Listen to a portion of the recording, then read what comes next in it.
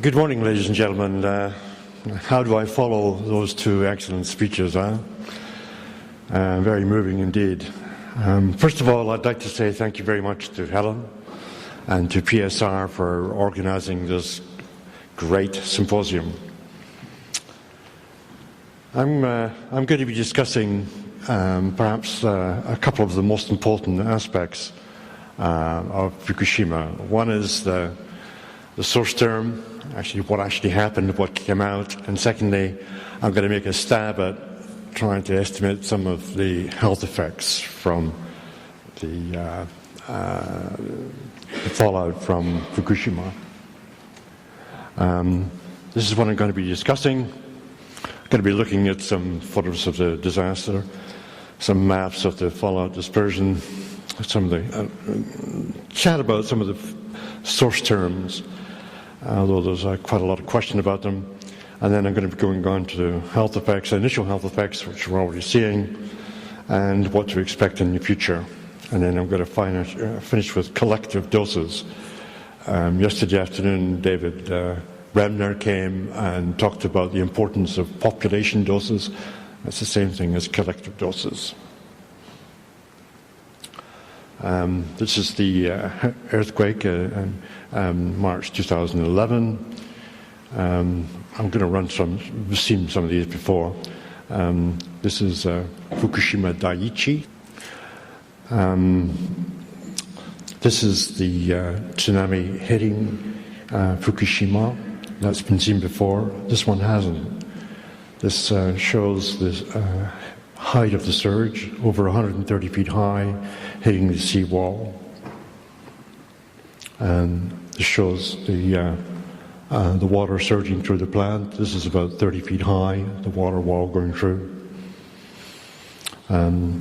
These are photographs of the interior of the plant, showing the water, particularly in the bottom three slides, D, E, and F, submerging important equipment. On March the 12th, there was an explosion at Unit 1. And 2 days later, March the 14th, an explosion at Unit 3. You can see it's quite different from the explosion. I'll just point out here, this debris here is huge. And in a future slide, I'll show you what the effect is of this massive amount of debris going up.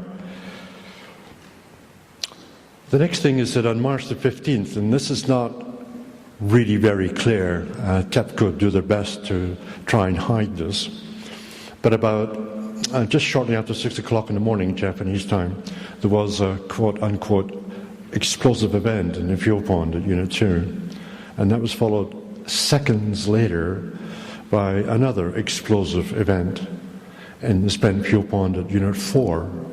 So these two events on the 15th were very, very intimately connected, and we don't know the reason why yet.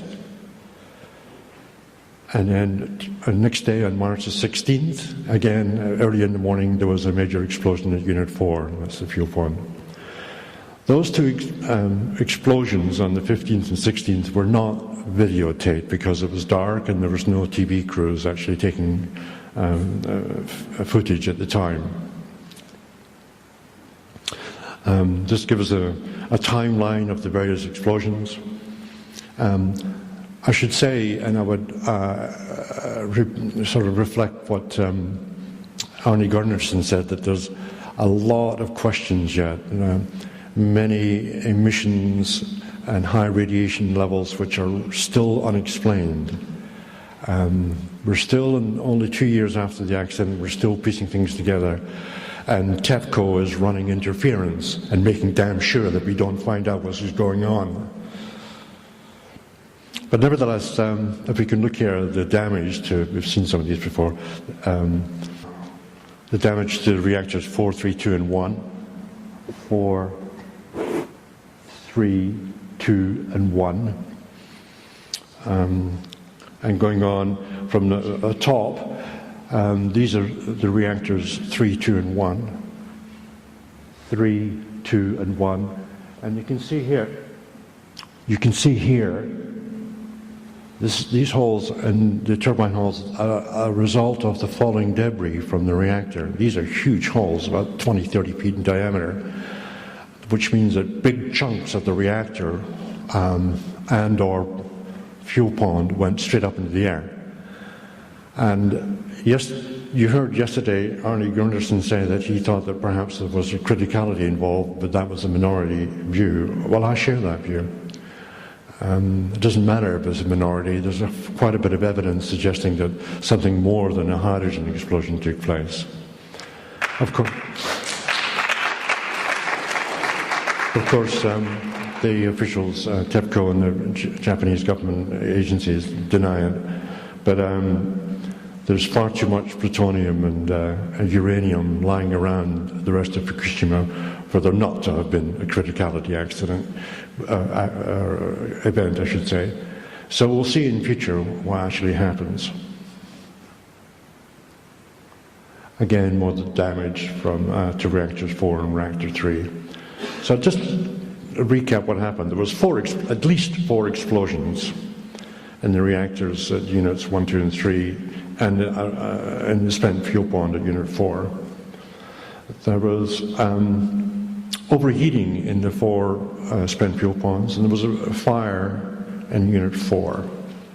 There were core marathons in units 1, 2, and 3, and we don't really know where the melted fuel is. It's probably at the basements of the 1, 2, and 3, but we're not absolutely sure. Many workers suffered very high radiation levels, 250 millisieverts plus. Big evacuations as well. We'll go on to that. About 12,000, putting some numbers, 12,000 workers were exposed. About 100,000 people were evacuated. Lots of contamination of food and water.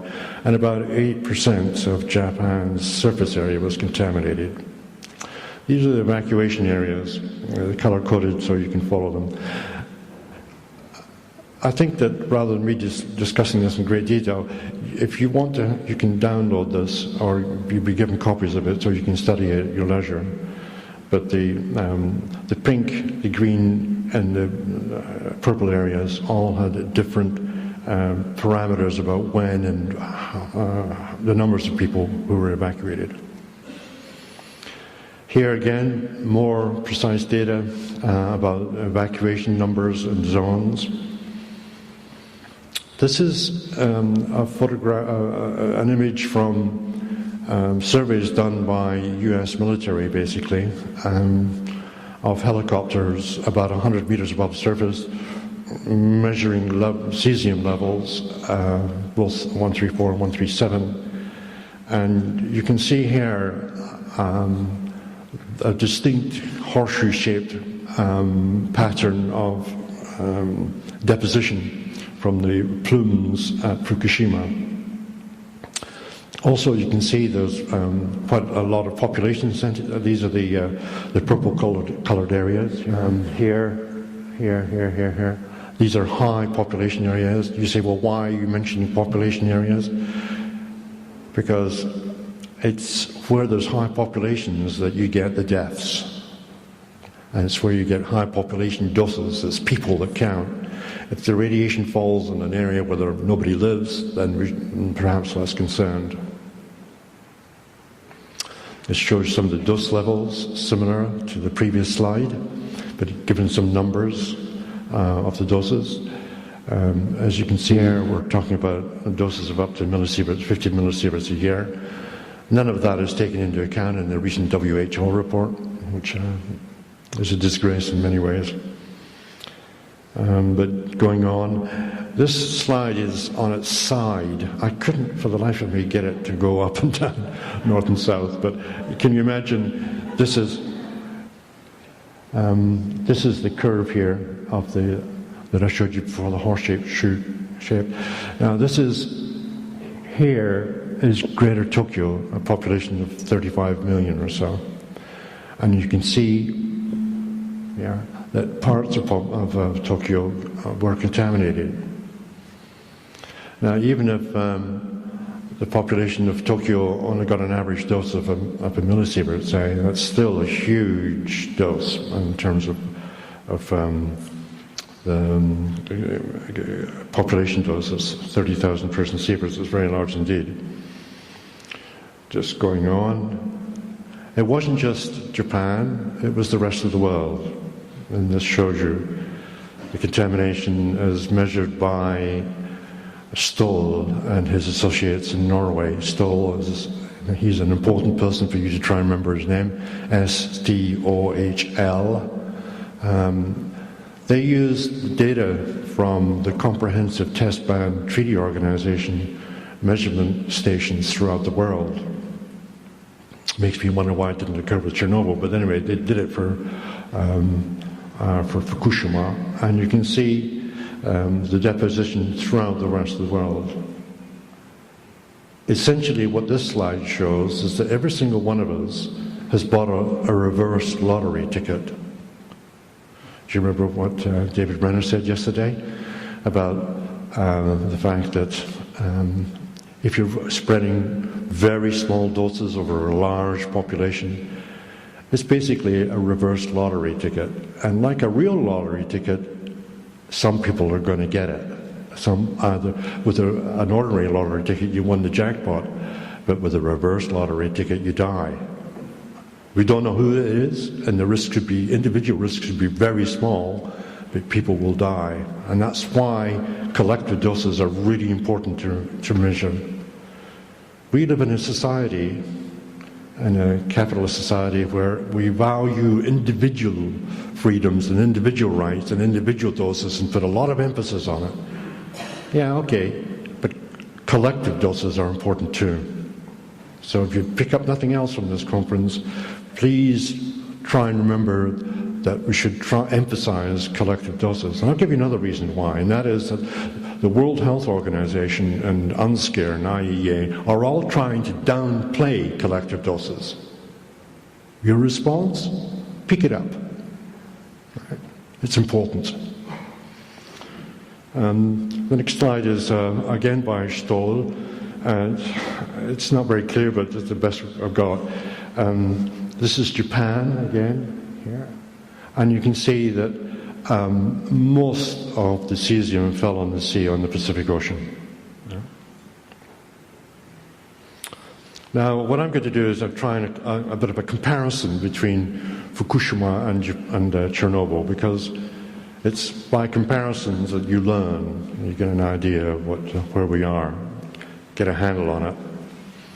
If you compare the two, the fallout from Chernobyl was over a much larger area in terms of high concentrations. Chernobyl was over land, not in the sea, whereas in Fukushima, about 80% of certainly the cesium fallout was over the sea rather than land, only 20% over land.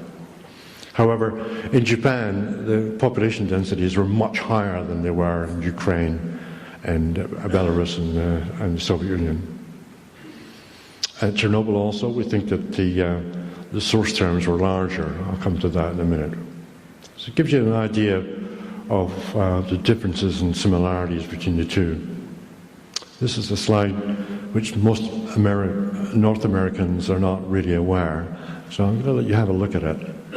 This is the depositions of cesium throughout Europe.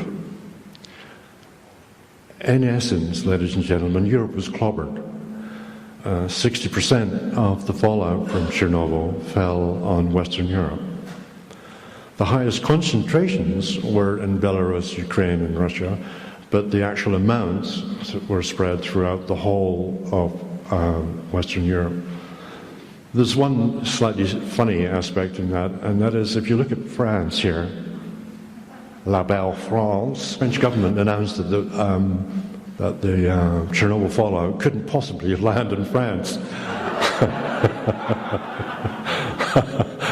It was the trouble. We can laugh at it now, but at the time they took it seriously. I kid you not. And when this data came out, they were the result was that a number of cabinet ministers had to resign. I kid you not. And another thing is that, for those people who are students of irony, so to speak, is if you look at the UK, the highest doses that fell out from the plume fell on Sellafield. It's quite funny. But just going on a little bit, I'm going to look now at this area here in the next slide. This is it here, and this is Chernobyl, and you can see the concentrations which fell. These are high concentrations in the immediate area. Now the next slide is going to be a bit of a shocker, but I hope you'll take it on the chin. I've superimposed here Fukushima on top of the map that I showed you previously. It was the same scales, and the colors are roughly again to the same scale. So it gives you an idea of the respective sizes of the fallouts. Now, you're not just to take away from that Fukushima is not important. Of course it is. It's very serious indeed. It's just that Chernobyl was a catastrophe. And I use the word advisedly. Alexei used the word, and I totally agree. It was and is a catastrophe for the rest of Europe. And Japan's got its own one now. I'm not minimizing Japan at all, Fukushima at all. It's just that in the scale of things, Chernobyl was and is very bad. And I'm going to talk now a little bit about the source term. It's quite debatable. The most important nuclides are cesium from Fukushima. There's quite a bit of debate. Yesterday, Ken Busler showed there was a number of estimates.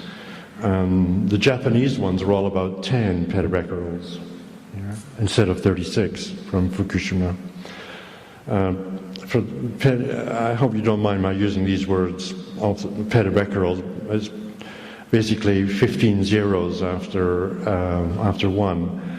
A humongous amount of radioactivity. So it's a quadrillion disintegrations per second. It's pretty large. But anyway, if you look at the two cesium numbers here, they're 3.5 times what all the other official Japanese estimates were. But I don't believe the Japanese official estimates. I don't trust them 1 inch. So I tend to prepare the estimates by Stoll and his colleagues in Norway. Now you may say, well, why do you believe, and that's from the Norwegian Radiation Protection Agency, well, why do you believe them? Well, Norway doesn't have any nuclear power stations. Okay, very important. And also, if you look at the Stoll didn't measure iodine, unfortunately. Here. And so I had to go for another data source, and I used the Austrian Environment Protection Agency data. Why did I use Austria? There's no nuclear power station in Austria. One of the things I've learned, I've been in this area for a long time, and one of the things I've found out, any country that's got nuclear power in it, the information data sources are contaminated.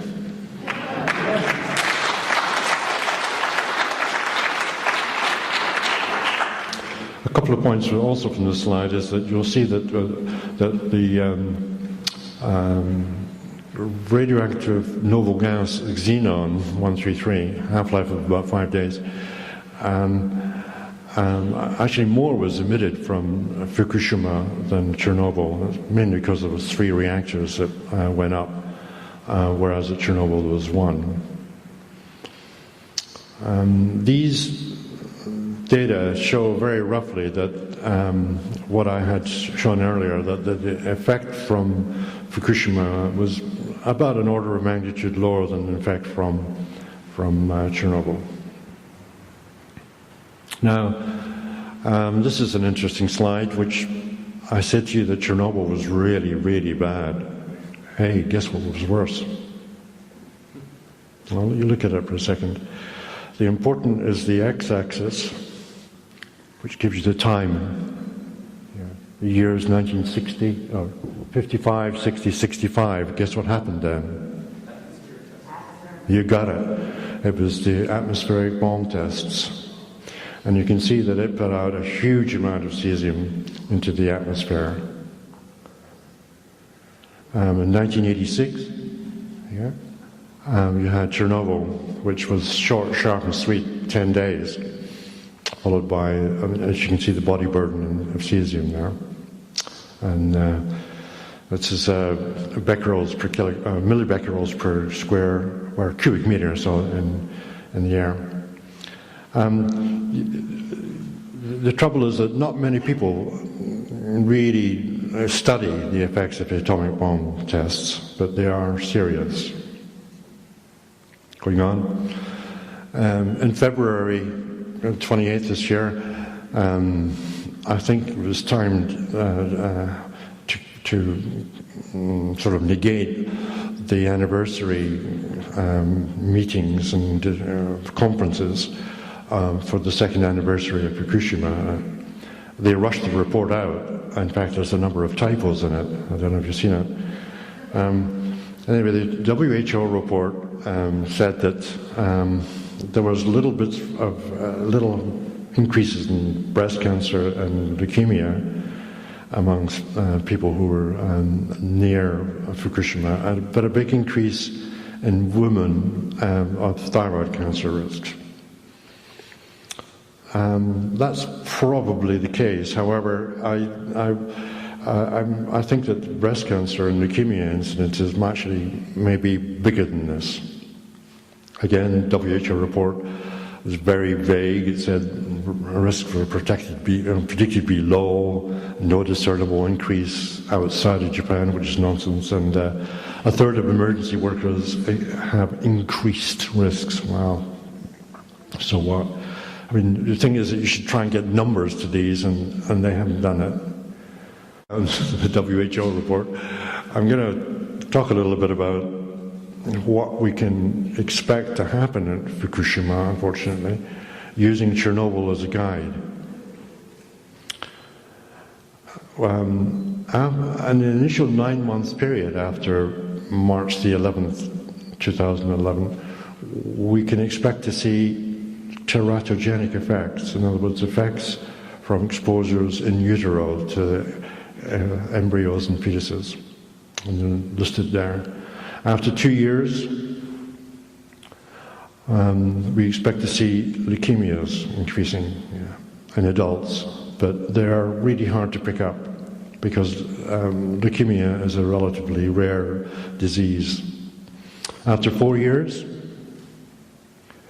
we expect to see increases in thyroid cancers coming along. And after 10 years, solid cancers and various other effects, particularly cardiovascular effects. That's what we expect to see in that timeline. Now, we're already 2 years past. So I've said here, within the first 9 months, are there any effects? Well, yes, there are. And it's due to a gentleman called Dr. Alfred Körblein, who lives in Nuremberg, that we owe a great deal of thanks, because he's dug up the data and this is what he's found. He found an infant peak in infant mortality about 6 weeks after the March the 11th, 2011. And Alexa showed this before. This peak here is quite significant. It shows that, I'll just go on to the next slide. It shows a threefold increase in infant mortality rate, which is statistically significant. Instead of the observed rate was about 9 per thousand, and the expected was about 3, so a threefold increase. We're not absolutely sure what's going on here, but basically these infant deaths are an anomaly. We see them, and they've happened elsewhere. Now there's a second event, and that is effects, I should say, a decline in live birth numbers.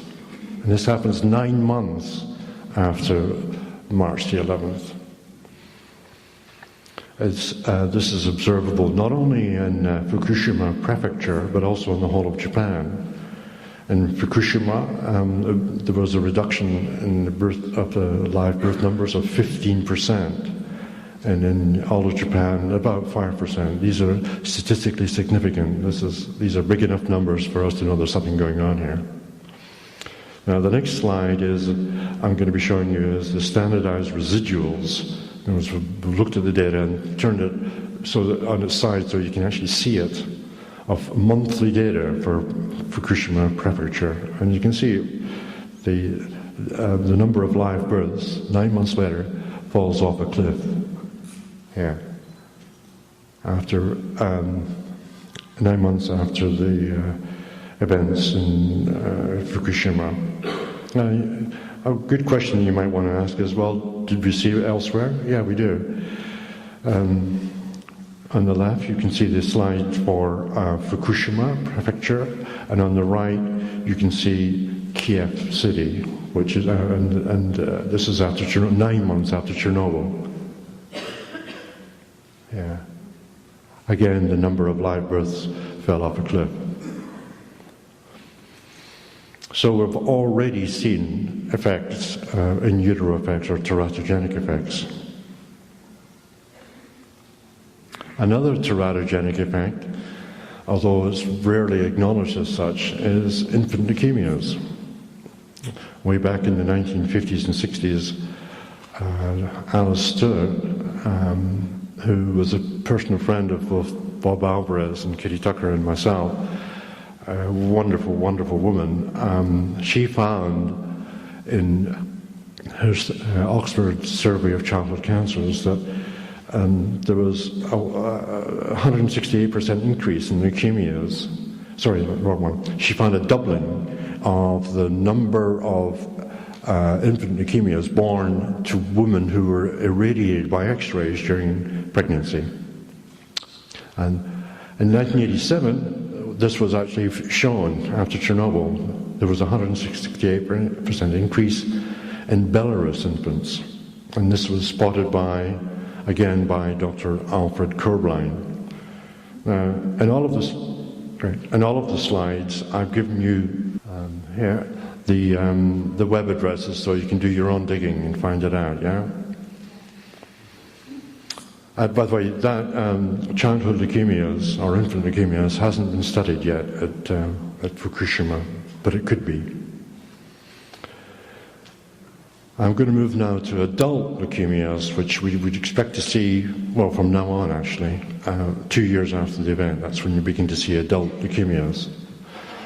Adult leukemias were difficult to pick up at Chernobyl, but mainly because of you're looking for a small signal in an area where there's a lot of noise. But just recently, in January this month and this year, Jablotska did a study of over 110,000 Chernobyl liquidators. Liquidator is a technical term meaning people who go in and clean up the mess, and they're exposed to large amounts of radioactivity.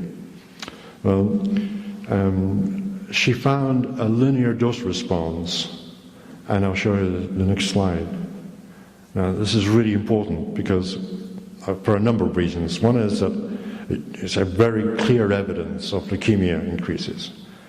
And the results are statistically significant because even although the effect's small, you've got big numbers, let's say 110,000 people. The amount of work they put into this is just amazing. Looking at case records for 110,000 people, it takes a long time. One of the significant things is if you look at the actual data points here, we're down to about 10, 15 millisieverts. So whenever anybody tells you, oh, there's no effects from radiation below 100 millisieverts, well, what a crock of S, basically. Look at this stuff here.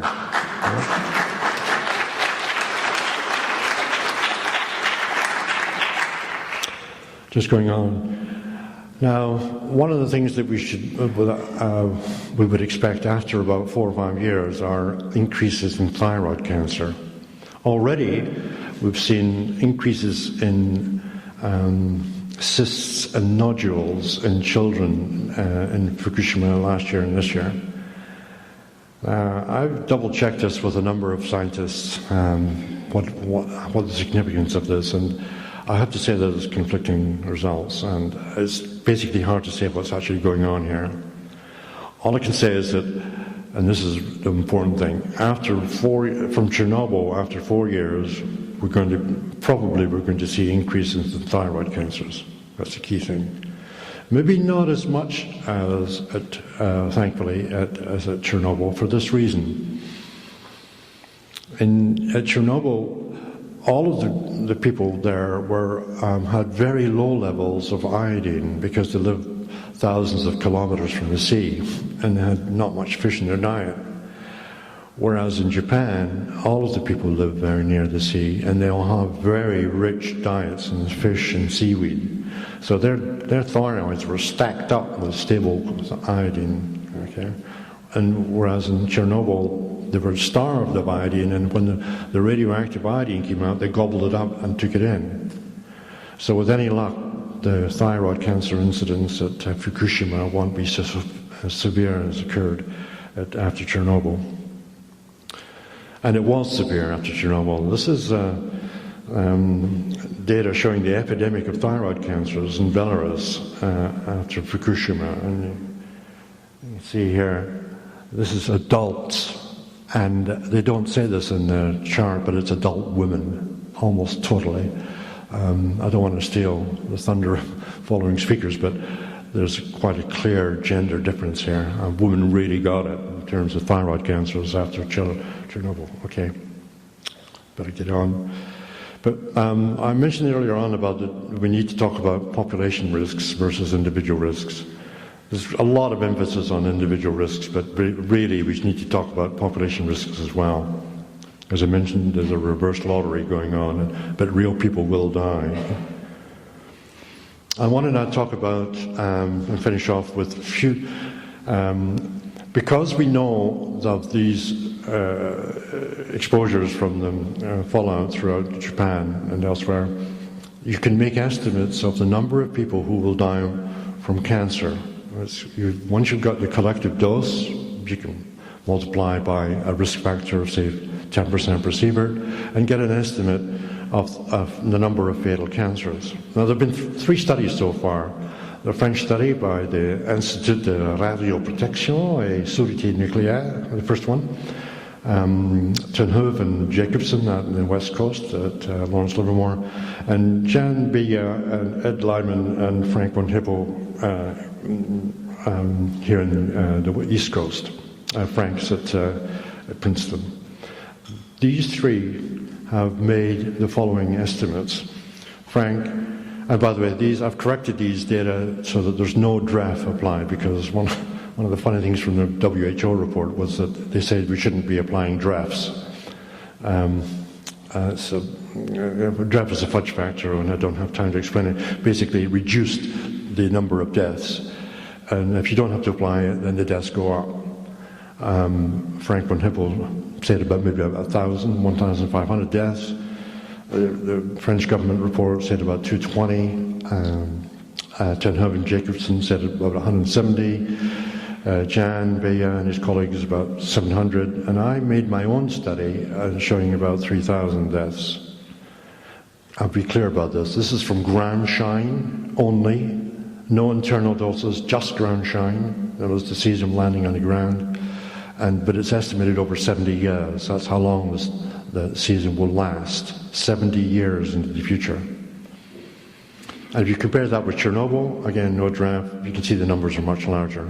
At least an order of magnitude, probably 2 orders of magnitude larger. I'm going to finish off on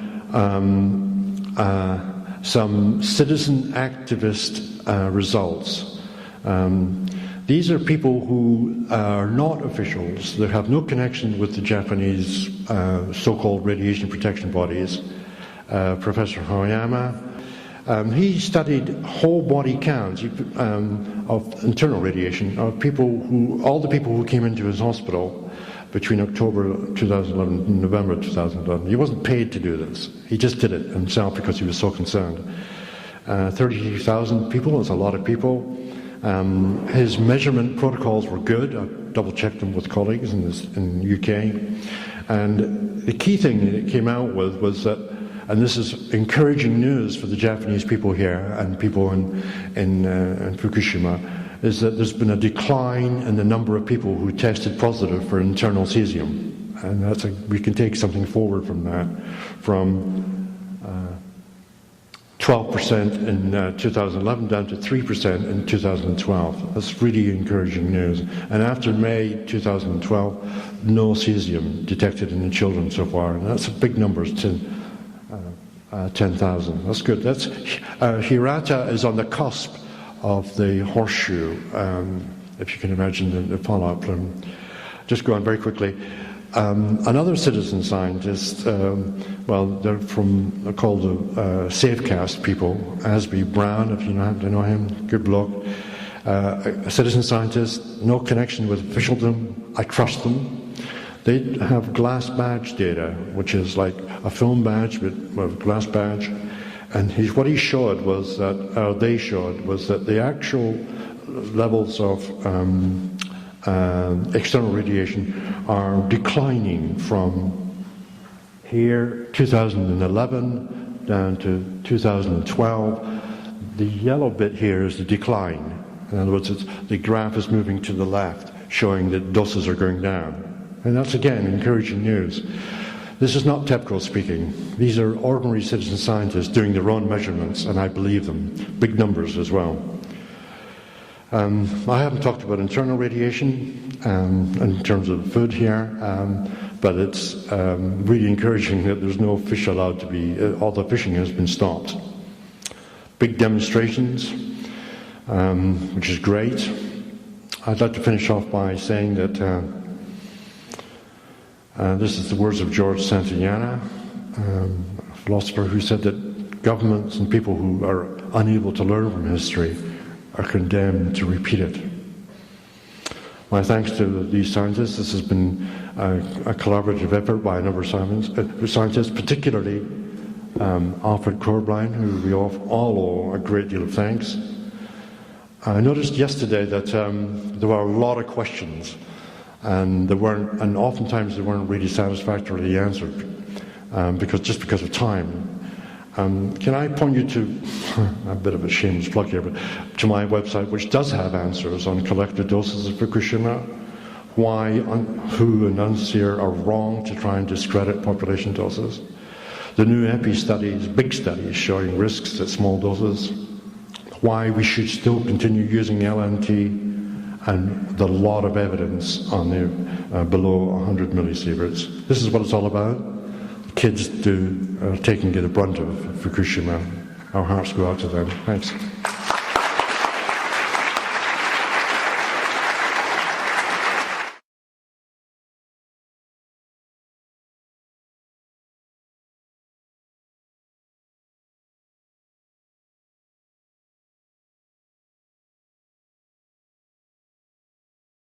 Oh yeah, go on, click the subscribe button.